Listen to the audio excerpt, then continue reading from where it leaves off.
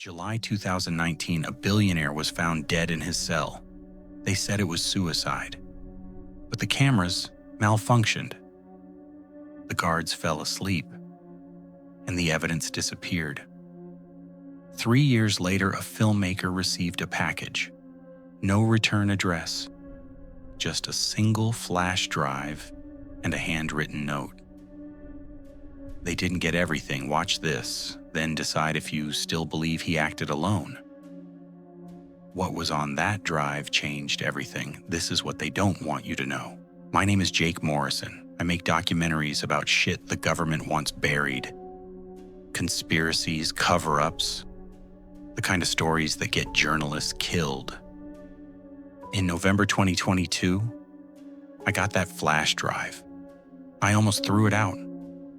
You wouldn't believe how many crackpots send me evidence every week.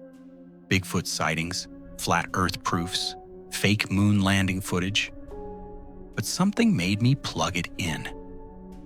The file was labeled LSJI_CAM_07_AUG_2019.AVILSJI, Little St.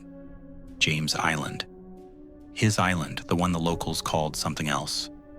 Something I can't say on this recording without getting flagged. August 2019. That's 1 month after he was supposedly dead. I hit play. The footage was grainy, black and white. Security camera angle looking down at a dock. Timestamp in the corner. August 14th, 2019, 3:47 a.m.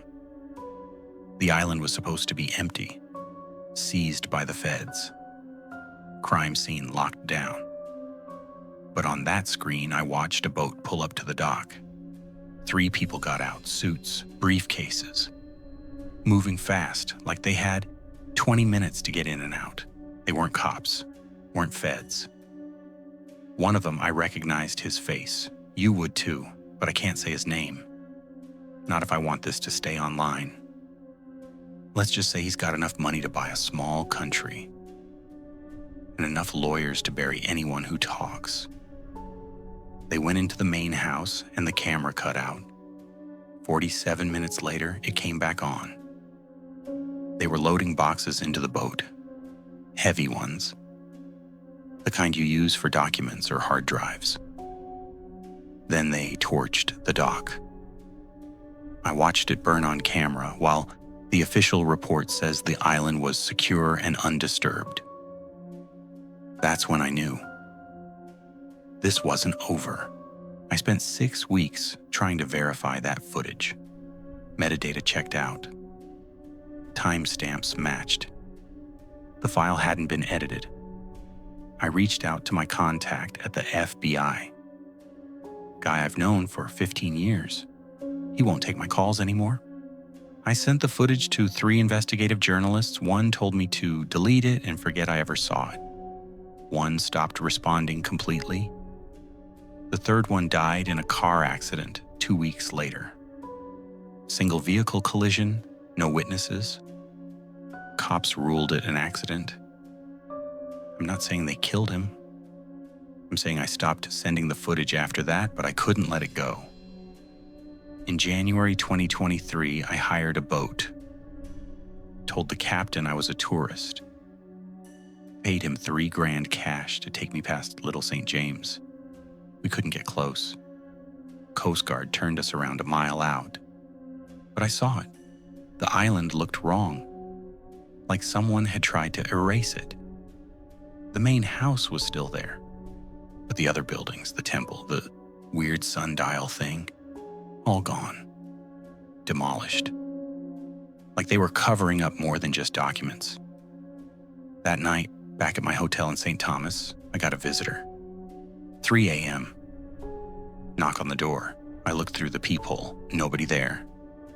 But when I opened it, there was an envelope on the floor. Inside, a photograph. It was me, on the boat. That afternoon. Zoomed in. Professional grade surveillance on the back, handwritten in red ink. Some stories don't have happy endings. I checked out that morning. Flew back to Miami. I should have stopped. But 2 days later, I got an email, encrypted, untraceable. It contained another video file, LSJ. I_underground_CAM_12.AVI underground. The island had tunnels. Everyone suspected it, but this was proof. The footage showed a concrete hallway, fluorescent lights, doors on both sides numbered, like a hotel or a prison.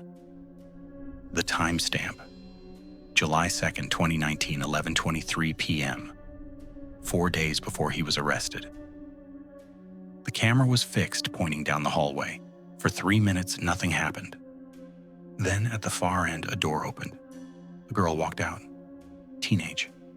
Maybe 16. She looked lost, confused, like she didn't know where she was. She walked toward the camera, then stopped. Just stood there, staring up at the lens, like she knew someone was watching. Then the lights went out. 15 seconds of pure black.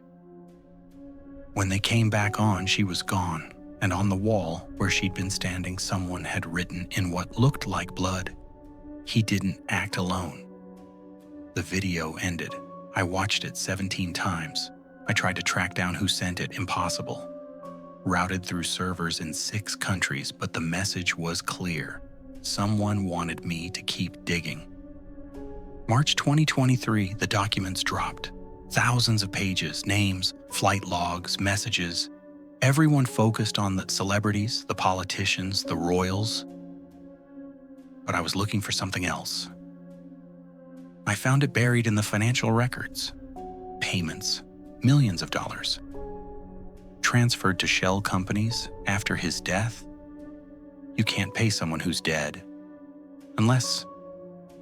I started mapping the connections, the lawyers, the fixers, the people who made problems disappear. They were all still active, still working, still getting paid by someone. I made a list of everyone who visited the island in the last 2 years before the arrest. Cross-referenced it with the flight logs. 47 names appeared more than 10 times. 46 of them are still alive, still powerful, still untouched. But there was one name that appeared 63 times that nobody talks about. A man who doesn't exist in public records after 2018. No social media, no photos, no interviews, just gone. His last known location was the island. I found one photograph of him, blurry, taken from distance, at a party in the background. He was standing next to him. They were laughing. I sent that photo to a facial recognition expert. She ran it through every database she had access to. Nothing. It's like he was erased. But 3 days after I sent her that photo, she called me, voice shaking. "Jake, stop looking for this guy." "Why?" "Because I just got a visit from 2 men in suits. They knew I'd run that photo. They knew you sent it. They told me to delete everything and never speak to you again." "What did you tell them?" Silence. "Did you delete it?" "No. But Jake, you need to. Whatever you're chasing, it's bigger than some dead pervert. This goes really high. Higher than you think." She hung up. I never heard from her again. Last week, I got one more video. Final_warning.av. My eyes shouldn't have opened it. But the footage was from inside a prison cell, his cell. Metropolitan Correctional Center, New York. The angle was wrong. This wasn't official security footage. This was from inside, like someone had hidden a camera. The timestamp, August 10th, 2019, 1:17 a.m. Hours before he was found dead. The cell was empty, then the door opened. 2 men walked in, not guards, civilian clothes. They stood there waiting. Then he walked in, alive. He looked different, scared, tired.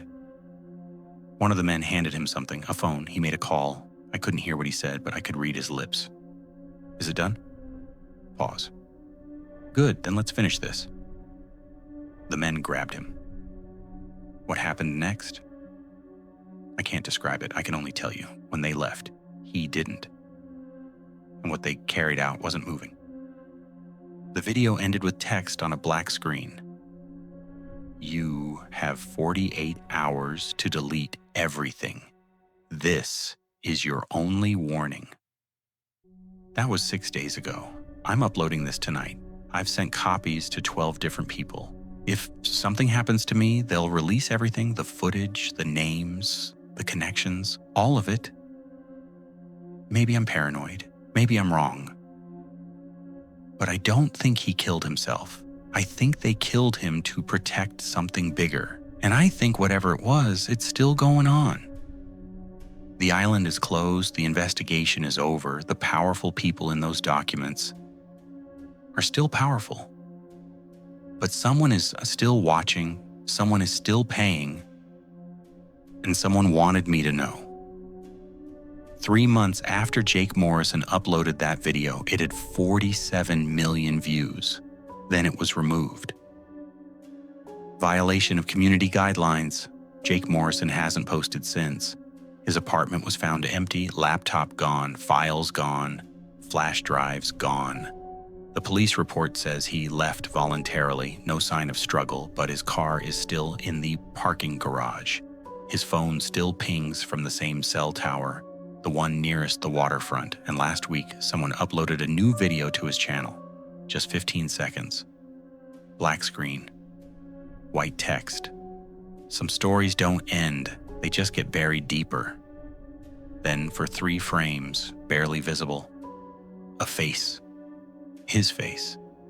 With eyes that looked very much alive. The video was deleted in 11 minutes, but 40,000 people saw it. And now you have too.